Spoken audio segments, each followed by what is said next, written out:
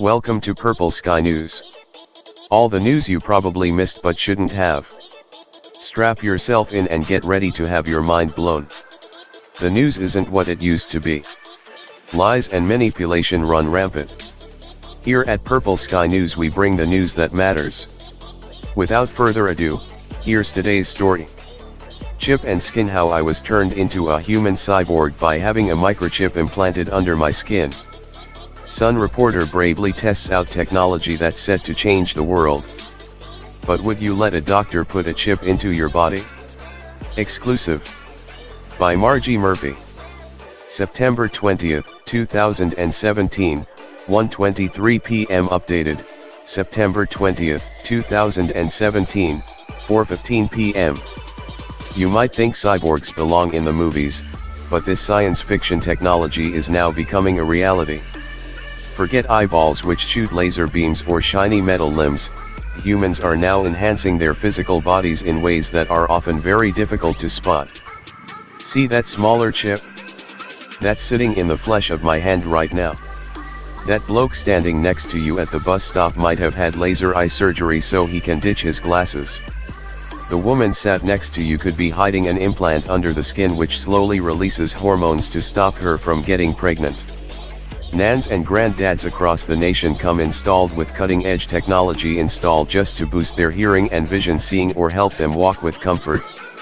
We're preparing ourselves for the next form of evolution in which humans will merge with artificial intelligence, becoming one with computers. At least that's the belief of Dr. Patrick Kramer, Chief Cyborg Officer at DG Well, a company that claims to be dedicated to upgrading humans. For a split second of pain, all I have to show for it is a permanent business card stashed in my hand.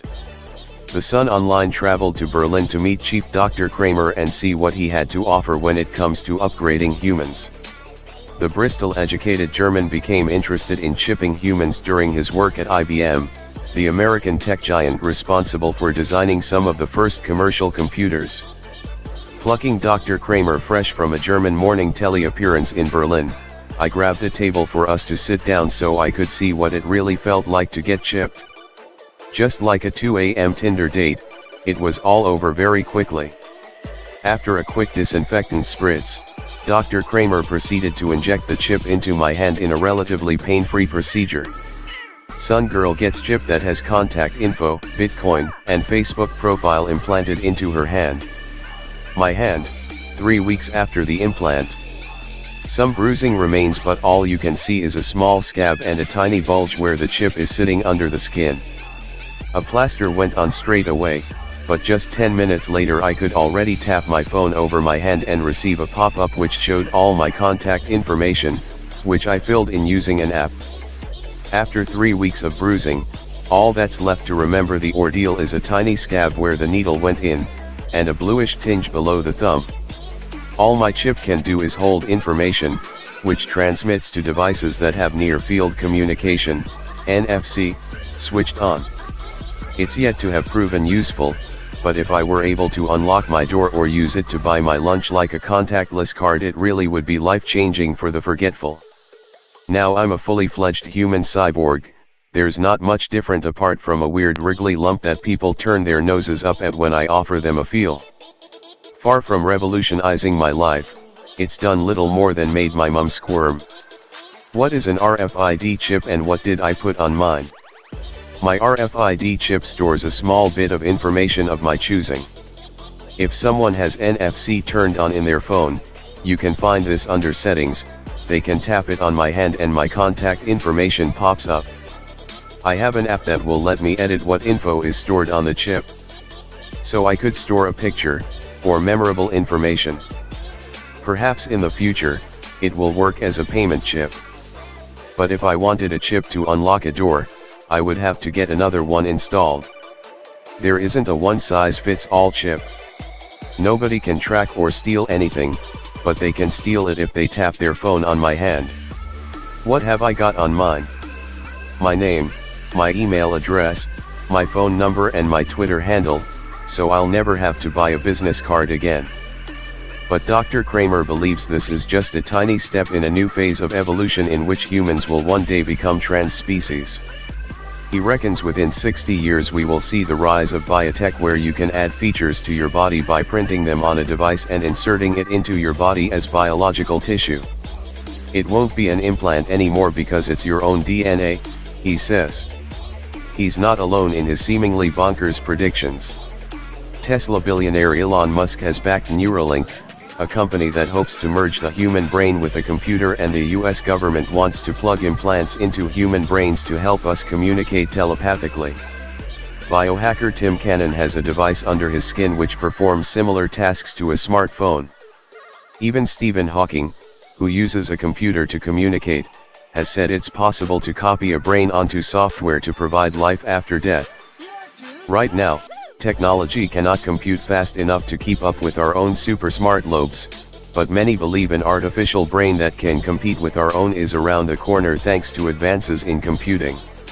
It will be a long time before we bow down to our artificially intelligent overlords. But wannabe superhumans are already using various implants and biotech gizmos to upgrade themselves before that day comes. Cannon shows off his implant. The gadget can be seen almost bursting from his arm. After spending time in IBM's research labs, Dr. Kramer realized the idea of implanting humans with chips that could help make everyday life easier would resonate with a younger generation, and made it his core mission to get the youth of today injecting tiny bits of plastic into their limbs. Like those in the 15th century who couldn't picture a computer, it's impossible for people to imagine or understand how we will all be living as cyborgs, he tells The Sun Online. We'll eventually move into a phase of humanity where technology and biology merge. This technology is not just reserved for biohackers working in labs or transhumanists fiddling with their bodies. There are several high-profile upgraded humans. One is Neil Harbisson, 33, a cyborg activist best known for his antenna implant that allows him to hear colors. Artist and cyborg activist Neil Harbisson has an antenna implanted in his head that lets him hear sound. The Brit-born New Yorker, who was raised in Spain, suffers from color blindness that means everything appears in shades of gray. The music grad created a sensor that could translate colors into sound frequencies, and after memorizing each sound decided to implant the device onto his head. The antenna vibrates on his skull so he can detect what colors are in front of him. It comes with a Bluetooth implant that allows him to connect to the web, receiving colors from satellites and smartphones. Moon Rebus, who is best known for developing the Seismic Sense, an online seismic sensor implanted in her arm that allows her to perceive earthquakes through vibrations in real time. Harbisson was forced to send doctor's notes to force UK passport officials to renew his ID when they refused to greenlight a picture including the anglerfish-style contraption. There's also Rich Lee, a biohacker who has created a vibrator implant dubbed Lovetron 9000 which buzzes just above a man's pubic bone. Artist Moon Rebus has developed the Seismic Sense, an online sensor that is implanted in her arms and allows her to feel earthquakes. British high street piercing studios are now offering magnetic implants which allow people to sense magnetic and electric fields that are completely invisible to everyone else, allowing you to work out if a wire is live or dead. Paralyzed monkey walks again after a brain spine implant. But it might be the middle-aged that could benefit. Because truthfully, the most innovative aspect of implants is in their seemingly boring, practical applications. Implants aren't just about giving yourself superhuman senses, they are designed to make your life easier, Dr. Kramer explains. Few people in the modern world leave the house without their keys, phone, or wallet. The rail operator SJ, in Sweden, is letting passengers use microchip implants instead of paper tickets to pay for their train journey. But these are the things that human implants could replace. I've replaced my keys with a chip, and payments will come next, Dr. Kramer says. He is in talks with MasterCard already, so that someday soon we could be tapping our hands on the contactless machine. But there's more. You can already store information like a business card, health insurance, and emergency information on them. But pioneers beware. I can't help recalling the charming Paolo Macchiarini, a surgeon who has been dubbed a con man following a fall from medical grace. After he revealed breakthrough stem cell implants that could be printed. Dr. Macchiarini, who stars in a disturbing documentary The Downfall of a Surgeon, was lauded when he revealed breakthrough stem cell implants that could be printed in the early '90s. He had the cunning idea to print plastic windpipes, and after stewing them in stem cells of his patients, who would implant them into their throats as a replacement. Swedish commuters are paying for rail journeys with a chip in their hand. But the science didn't add up. Almost all of the 17 patients he installed windpipes into are now dead. The implants either didn't take, caused huge infections, or collapsed within the patient's throat, causing his victims a painful demise. It begs the question: technology is certainly moving toward advanced human implants, but do you want to be the guinea pig? Thank you for tuning in. Stay awake and awaken others. Help us spread the word by sharing this video. If you enjoyed it, give it a like and let us know what you think in the comments below. And of course, subscribe for notifications of new videos. Don't watch fake news.